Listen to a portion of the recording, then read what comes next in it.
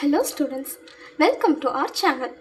நம்ம சேனலோட main motive என்னன்னு பார்த்தீங்கன்னா Tamil Nadu 10th students both Tamil medium and English medium students மேக்ஸை ரொம்ப தெளிவாகவும் ஈஸியாகவும் நல்லா புரிஞ்சு படித்து பப்ளிக் எக்ஸாமில் நல்ல ஸ்கோர் பண்ணணும் அப்படிங்கிறது தான் சரிங்களா. அண்ட் அது மட்டும் இல்லாமல் நம்ம தமிழ்நாடு கவர்மெண்ட்டோட மந்த் வைஸ் ஆர்டரில் தான் நம்ம சேனலை ரன் பண்ண போகிறோம். அப்போ அதனால் கவர்மெண்ட் ஸ்கூல் ஸ்டூடெண்ட்ஸ்க்கு இது இன்னமும் ஹெல்ப்ஃபுல்லாக இருக்கும். அண்ட் நம்ம சேனலோட இன்னொரு ஸ்பெஷாலிட்டி என்னென்னு பார்த்தீங்கன்னா நம்ம போத் தமிழ் அண்ட் இங்கிலீஷில் நானே எழுதி உங்களுக்கு இந்த மாதிரி ரிட்டன் நோட்ஸாக கொடுப்பேன். ஸோ அப்படிங்கும்போது உங்களுக்கு இது பார்க்குறதுக்கு ஒரு ரியலிஸ்டிக் ஃபீல் கிடைக்கும். நெக்ஸ்ட் வாங்க நம்ம ஃபஸ்ட் யூனிட் ஸ்டார்ட் பண்ணலாம். ஸோ நம்ம 10th ஃபஸ்ட் யூனிட் என்னது, உறவுகளும் சார்புகளும், அதாவது ரிலேஷன்ஸ் அண்ட் ஃபங்க்ஷன்ஸ். ஸ்டார்ட் பண்ணலாமா? இன்றைக்கி இந்த லெசனில் நம்ம வந்துட்டு ஜஸ்ட் இன்ட்ரடக்ஷன் பார்க்க போகிறோம். ஸோ இதில் இருக்கா மெயின் டாபிக்ஸ் என்னென்னு பார்த்தீங்கன்னா ஃபர்ஸ்ட் ஒன் ஆர்டர்டு பேர், அதாவது வரிசை ஜோடி. செகண்ட் கார்ட்டீசியன் ப்ராடக்ட், கார்ட்டீசியன் பெருக்கல். ரிலேஷன்ஸ் உறவுகள், ஃபங்க்ஷன்ஸ் சார்புகள். இது இதோட சப் டாபிக். இந்த ஃபங்க்ஷன்ஸ் அப்படிங்கிற ஹெட்டிங்குள்ளே இருக்கிற இன்னும் 3 sub topics. Next composition of functions, சார்புகளின் சேர்ப்பு. இதெல்லாம் தான் இதில் இருக்க இம்பார்ட்டன்ட் டாபிக்ஸ். இப்போது நம்ம இந்த லெசன் மட்டும் படிக்கிறதுனால பப்ளிக்கில் மினிமம் 10 to 13 மார்க்ஸ், அதாவது 10லேருந்து 13 மார்க் வரைக்கும் ஸ்கோர் பண்ணலாம். ஓகேவா? ஸோ அதனால் இந்த லெசன் ஈஸியாக தான் இருக்கும். நான் உங்களுக்கு சொல்லித்தரேன். வாங்க ஃபுல் வீடியோக்குள்ளே போகலாம். ஓகே, இப்போது ஆர்டர்டு பேர் அப்படின்னா வரிசை ஜோடி. இப்போ இந்த பேர் ஜோடி இதை பார்த்தோன்னே உங்களுக்கு என்ன தோணுது? ஜோடினா 2. ஓகேங்களா? இப்போது 2 டேர்மை இந்த மாதிரி ப்ராக்கெட் போட்டு நடுவில் கம்மா போட்டு எழுதுறது தான் இந்த ஆர்டர்டு பேர், அதாவது வரிசை ஜோடி. இப்போது அதே மாதிரி இன்னொன்று இருக்குது. 2 பேர் தான் இருக்கணுமா, ஏன் நாங்கள் 3 பேர் ஃப்ரெண்ட்ஸாக இருக்கக்கூடாதா அப்படின்னு நினச்சிங்கன்னா அதுக்கும் இருக்குது. அதுதான் ஆர்டர்டு ட்ரிப்ளட்ஸு, அதாவது வரிசைப்படுத்தப்பட்ட மும்மை. அப்போ இதில் ட்ரிப்ளட்ஸ்னால் 3. அப்போ அதே ப்ராக்கெட்டு கம்மா, இதுதான் இதோட மெயின் தீம். இதுக்குள்ளே 3 ABC, ஏன்னா இந்த ட்ரிப்ளட்ஸ் இந்த ஃபார்ம் தான். இதுக்கு ஒரு சின்ன ஸ்டோரி பார்க்கலாமா? வாங்க நம்ம ஸ்டோரியை ஸ்டார்ட் பண்ணலாம். இப்போது ஃபார் எக்ஸாம்பிள் யூ அப்படிங்கிறது நீங்கள்னு வச்சுக்கலாம். எஃப் அப்படிங்கிறது உங்களோட ஃப்ரெண்டு. இப்போ நீங்கள் வந்துட்டு கிளாஸோட லீடர் அண்ட் எஃப் அப்படிங்கிறது உங்கள் ஃப்ரெண்டு, அவர் வந்து உங்கள் கிளாஸோட அசிஸ்டன்ட் லீடர். இப்போ மேம் என்ன சொல்கிறாங்க, ஒரு பெஞ்சில் 2 பேர் உட்காரணும். அதில் ஃபஸ்ட் பெஞ்சில் ஃபஸ்ட் ப்ளேஸில் லீடர் அண்ட் செகண்ட் ப்ளேஸில் வந்துட்டு அசிஸ்டன்ட் லீடர் உட்காரணும்னு சொல்கிறாங்க. ஓகேவா? இப்போது மேம் சொன்ன ஆர்டரு இந்த ஃபஸ்ட் ஆர்டரு. நீங்கள் யார்? யூ, அதாவது நீங்கள் ஃபஸ்ட் ப்ளேஸில் லீடர் உட்காந்துருக்கீங்க, செகண்ட் ப்ளேஸில் உங்கள் ஃப்ரெண்டு எஃப் அசிஸ்டன்ட் லீடர் உட்காந்துருக்காங்க. ஓகேவா? அப்படின்னு பார்த்தோம்னா இந்த யூங்கிறது யார்? லீடர். அப்போ இது எப்படி படிக்கலாம்? யூ பிலாங்ஸ் டு லீடர் அப்படின்னு சொல்லிட்டு. Next F belongs to assistant leader. இப்போ மேம் சொல்லிவிட்டு கிளாஸ்க்கு விட்டு போயிட்டாங்க. நெக்ஸ்ட் அவருக்கு நீங்கள் என்ன பண்ணுறீங்க, நீங்கள் 2 பேர் ஃப்ரெண்ட்ஸ் தானே. ஸோ பிளேஸை எக்ஸ்சேஞ்ச் பண்ணுறீங்க. எப்படின்னா நீங்களும் உங்கள் ஃப்ரெண்டும் ப்ளேஸ் எக்ஸ்சேஞ்ச் பண்ணிக்கிறீங்க. ஃபஸ்ட் சீட் நீங்களும், செகண்ட் சீட் உங்கள் ஃப்ரெண்டும். அப்படி அப்போ பார்த்தீங்கன்னா உங்கள் ஃப்ரெண்டு நீங்கள், இப்போயும் உங்கள் ஃப்ரெண்டு யார் தான்?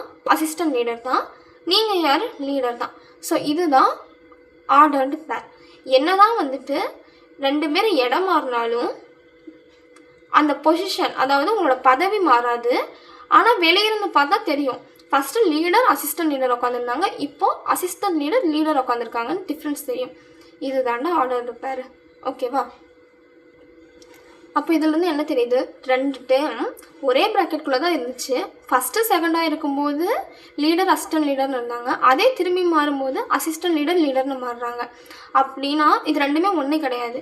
ஸோ ஆர்டர் பேர் அப்படிங்கிறது அதோட பொசிஷன் சேஞ்ச் ஆகும்போது அதோட டோட்டல் செட் வேல்யூவும் சேஞ்ச் ஆகும். ஓகேங்களா? இதுதான் ஆர்டர் பேர். அதே மாதிரி தான் ஆர்டர்டு ட்ரிப்ளட்டும், 2க்கு பதிலாக 3 பேர் சேஞ்ச் ஆகிறது. ஸோ இதுதான் வந்துட்டு கார்ட்டீசியன் ப்ராடக்டோட மெயின் தீம். இப்போ வாங்க கார்ட்டீசியன் ப்ராடக்ட்குள்ளே போகலாம். கார்ட்டீசியன் ப்ராடக்ட்டுக்கு இதே மாதிரி ஒரு ஷார்ட் ஸ்டோரி. இப்போது கார்ட்டீசியன் ப்ராடக்ட் அப்படின்னா என்னென்னா இந்த ஆர்டர்டு பேரை வச்சு கண்டுபிடிக்கிறது. இதோட இன்னொரு பேர் வந்து கிராஸ் ப்ராடக்ட். தமிழில் வந்துட்டு கார்ட்டீசியன் பெருக்கல் அப்படின்னு சொல்லுவோம். இதோட குறி வந்துட்டு பெருக்கல் குறி. ஓகேங்களா? இப்போ இதுக்கு வந்துட்டு என்னென்னா ப்ராக்கெட் போட்டு நடுவில் கமாவான டேர்ம் பிரிக்கிறது ஆர்டர்டு பேர். அதே பெருக்கல் குறி வந்துட்டு வச்சு கண்டுபிடிக்கிறது வந்துட்டு கார்ட்டீசியன் ப்ராடக்ட். இப்போ என்னென்னா மேக்ஸுக்கு லீடர், மேக்ஸுக்கு அசிஸ்டன்ட் லீடர். சயின்ஸுக்கு ஒரு லீடர், சயின்ஸுக்கு ஒரு அசிஸ்டன்ட் லீடர். இப்போ மேக்ஸ் லீடர் பேர் வந்து யூ, இதெல்லாம் உங்களோட பேர். ஓகேவா? இப்போ என்ன இதோட ரூல் என்னன்னா, இதில் இருக்காங்களா 2 பேர், இவங்க தனிப்பட்ட முறையில், அதாவது மேக்ஸோட லீடர் இருக்காங்க இல்லையா யூ, இவங்க வந்துட்டு சயின்ஸ் லீடர் விக்கிட்டையும் போய் ஃப்ரெண்ட் ஆகணும், சயின்ஸோட அசிஸ்டன்ட் லீடர் எஸ்கிட்டையும் ஃப்ரெண்ட் ஆகணும். ஓகேங்களா? அதாவது இவங்க கூடயும் ஃப்ரெண்ட் ஆகணும், இவங்க கூடயும் ஃப்ரெண்ட் ஆகணும். அதே மாதிரி மேக்ஸோட அசிஸ்டன்ட் லீடர் அதை பார்த்துட்டு சும்மா இருக்கக்கூடாது, இவரும் போய் என்ன பண்ணணும், சயின்ஸோட லீடர் கூடயும் ஃப்ரெண்ட் ஆகணும், சயின்ஸோட அசிஸ்டன்ட் லீடர் கூடயும் ஃப்ரெண்ட் ஆகணும். ஓகேவா? இப்போ இதை நம்ம ஒரு ப்ராப்பரான செட்டாக எழுதணும் அப்படின்னா எப்படின்னா, இப்போ இந்த மேக்ஸ் லீடரை வந்துட்டு டீம் ஏன்னு வச்சுப்போம், இந்த சயின்ஸ் லீடரை டீம் பின்னு வச்சுப்போம். இப்போ மேக்ஸை பொறுத்த வரைக்குமே செட் அப்படின்னா ஒரு collection of well defined object, அதாவது ஒரு நேர்த்தியான கணங்களை வந்துட்டு ஒரு ப்ராக்கெட்குள்ளே சொல்கிறது. இப்போ பார்த்தீங்களா, ஏ அப்படின்னா இது செட்டு பேர், கணத்தோட பேர் ஏ, இந்த ப்ராக்கெட்குள்ளே தான் நம்ம எழுதணும், இது பேர் தான் செட் ப்ராக்கெட்டு. இப்போது இதில் யார் யார் இருக்கா, யூ இருக்கா, எஃப் இருக்கா. ஓகேவா? Next set B. பி செட்டில் நமக்கு யார் யார் இருக்கா, சயின்ஸோட லீடர் அண்ட் அசிஸ்டன்ட் லீடர். அப்போது இவங்க யார், வி இருக்காங்க, எஸ் இருக்காங்க. புரியுதா? ஏ அதோட செட்டு அதோட மெம்பர், பி அதோட செட்டு அதோட மெம்பர்ஸு. இப்போ இது கார்ட்டீசியன் ப்ராடக்டாக எழுதணும் அப்படின்னா என்ன பண்ணணும்னா, இந்த கிராஸை யூஸ் பண்ணி எழுதணும். அதாவது ஏ கிராஸ் பி. ஓகேங்களா? விச் இஸ் ஈக்குவல் டு எப்படி எழுதணும்னா, இப்போ யூவும் வியும் ஃப்ரெண்ட் ஆகணும். அப்போ ஒரு ப்ராக்கெட் போட்டு ஆர்டர்டு பேரா யூ கமா வி, இது ஒரு ஆர்டர் பேரா. அடுத்தது கமா யூ கமா எஸ், இது இன்னொரு ஆர்டர் பேர். அடுத்தது F comma V, F comma S. ஓகேங்களா? இந்த மாதிரி தனித்தனியாக ஃப்ரெண்ட்ஸ் எழுதி, ஏன்னா இது நம்ம செட்டு கணம் அப்படிங்கிற டாபிக்குள்ளே தான் இதெல்லாம் வருது, அதனால் இந்த கணத்துக்கான ப்ராக்கெட் போட்டுடணும். இவ்வளோ தான் கார்ட்டீசியன் ப்ராடக்ட். ஆர்டர்டு பேர்ஸ் எல்லாமே ஒவ்வொன்று கூட பேர் பண்ணி இந்த மாதிரி செட் ப்ராக்கெட்டில் எழுதுனா அது பேர் தான் கார்ட்டீசியன் ப்ராடக்ட். ஓகே, இதில் இன்னும் நிறையா இம்பார்ட்டன்ட் ட்ரிக்ஸ் இருக்குது, அதெல்லாம் என்னென்னு நம்ம பார்க்கலாம். இப்போ ஃபார் எக்ஸாம்பிள் நமக்கு வந்துட்டு செட் கொடுத்துருக்காங்க, கொஷினில் வந்துட்டு 1 மார்க்கில் இது வருது. எப்படி, நீங்கள் ஏ பின்னு 2 செட்டில் இருக்காங்க, அப்போது அதுக்கு நம்ம ஏ கிராஸ் பி கண்டுபிடிச்சா அதோட டோட்டல் நம்பர் ஆஃப் டேர்ம்ஸ் என்னன்னு கேட்குறாங்க. ஓகேவா? இந்த நம்பர் ஆஃப் டேர்ம்ஸை என் ஆஃப் ஏ கிராஸ் பின்னு எழுதணும். இது ரொம்ப ஈஸி தான். இந்த n of A into n of B, அதாவது number of A into number of B. ஏயில் இருக்கும் மொத்த எண்ணிக்கை, பியில் இருக்கும் மொத்த எண்ணிக்கை, உறுப்புகளோட எண்ணிக்கை. இப்போ பாருங்கள், ஏ செட்டில் நமக்கு எத்தனை டேர்ம் இருக்குது, 1 2 2 டேர்ம் இருக்குங்களா. பி செட்டில் எத்தனை டேர்ம் இருக்குது, 1 2 2 டேர்ம் இருக்குது. அப்போ இது பெருக்கல், ஏன்னா நம்ம என்னது கார்ட்டீசியன் ப்ராடக்ட், கார்ட்டீசியன் பெருக்கல் பண்ணுறோம். அப்போ 2 பெருக்கல் 2 4. ஓகேங்களா? அப்போ நமக்கு விடையில் வந்துட்டு பாருங்கள் 1 2 3 4 4 விடை வந்து நமக்கு தனித்தனியாக கிடச்சிருக்கு. ஸோ இது தாண்டா கார்ட்டீசியன் ப்ராடக்ட். ஓகேடா, கார்ட்டீசியன் ப்ராடக்ட்னால் என்னென்னு பார்த்துட்டோம். இப்போ அதோட முக்கியமான விதிகள் என்னென்னு மட்டும் இன்றைக்கி கிளாஸில் பார்த்துடலாம். ஓகேங்களா? இப்போது n of A cross B equal to n of A into n of B, இதுதான் நம்ம வந்துட்டு முன்னாடியே அந்த கணக்கில் பார்த்தோம் இல்லைங்களா, அது.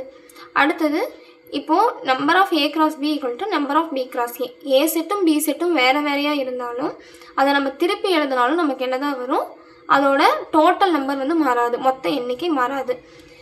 ஓகேங்களா? அதாவது முன்னாடி செட்டில் பார்த்தோம் இல்லையா 2 பெருக்கல் 2, அது திருப்பி போட்டாலும் நமக்கு அதே விடை தான் வரும்.